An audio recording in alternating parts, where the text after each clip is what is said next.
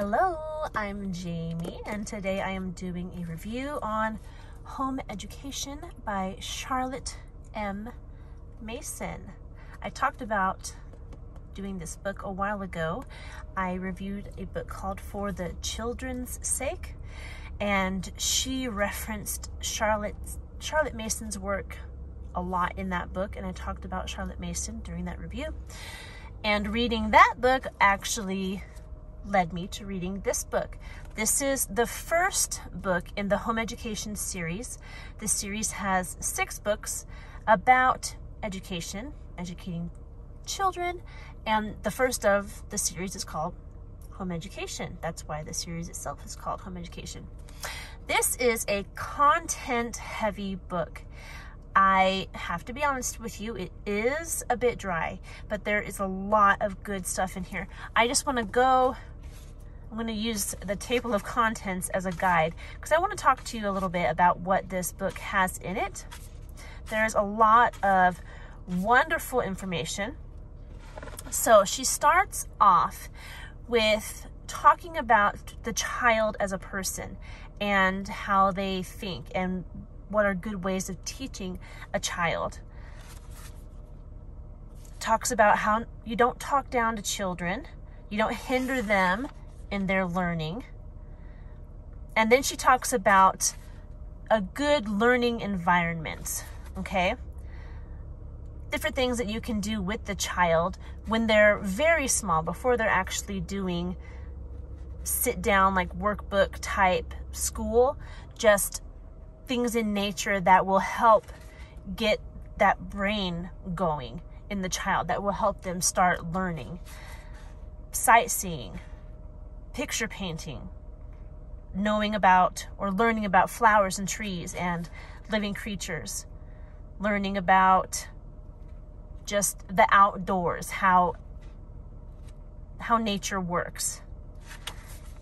Geography, playing games outside. She was very like, get outside. As much as you can be outside, be outside. And I wish that I could do that more. I probably could do that more. I don't, but I think it is a good idea. I really do.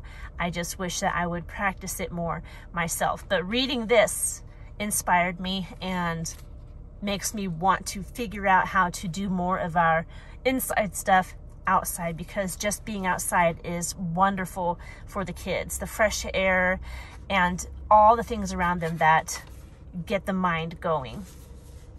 And then she talks a lot about habit, how bad habits form and how you can form good habits in kids, and how that will translate into later on in life, habits that you start when they're children and the kids keep them as they grow older, and how important those good habits are. Moral habits.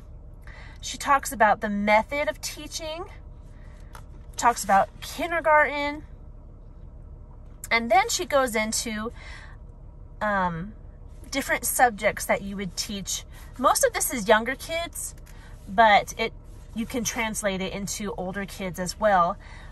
Recitation, reading, narrating, writing, transcribing, spelling, composition, Bible lessons, arithmetic, geography, history, grammar. She has French in here. I think in our country it'd be more Spanish because my first language is English. So I'll probably, when we do a second language, it'll be Spanish, because where we live, there are a lot of Spanish-speaking people in our area. And I think the 2 languages I hear the most are English and Spanish. So for us, it would be more practical to learn Spanish because there's a lot of people in our area speaking Spanish. And then she also talks about the person of the child themselves, the will of the child, the conscience of the child, and the divine life in the child. And something that I really like about this, it talks a lot about education and how to bring up the kid, but it reminds us that we have been given a job to rightly bring up these children by the Creator himself. And as we're teaching them, we instill the biblical basis for knowing him and having a moral conscience and thinking of the Bible very highly and having that be just a part of our teaching and way of life. And it was just encouraging to read that in her work, because that's already what my husband and I try to do in our education. Biblical education is very important to us. So the fact that she thinks it's important as well was encouraging. It was about 350 pages long. And if you see, it's got big margins, but the words are decently little. And like I said, it's a textbook. It's dry, but it has a lot of really good information. I would recommend it. I would highly recommend it to whoever is educating, whether you're educating in the home or at school.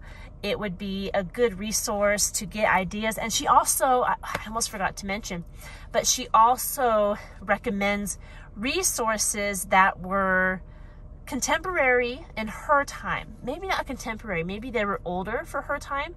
I think Charlotte Mason is like 1950s. I'm not sure. Don't quote me on that. But I actually kept a list of different books of recitation and geography, and I can't remember which others. There was like 5 of them, I think, that I kept a list of that I'm going to look into, of different authors that she thought were really good at teaching certain subjects in school. So that was helpful. I really liked that she gave those resources. So if you're interested in homeschool, I mean, you don't have to do the Charlotte Mason method, but if you're just curious about her thoughts on education, she has a lot of good thoughts, and I would recommend you picking up her books. That's the first one, and there are 5 more in that series, and I think she has her own geography book that she published and a couple others that aren't in the home education series. I'll have to look those up because I think her thoughts on education are valuable. And that is all I have on that book for today. I hope you are doing well. Happy New Year, and I'll talk to you in our next video. Goodbye.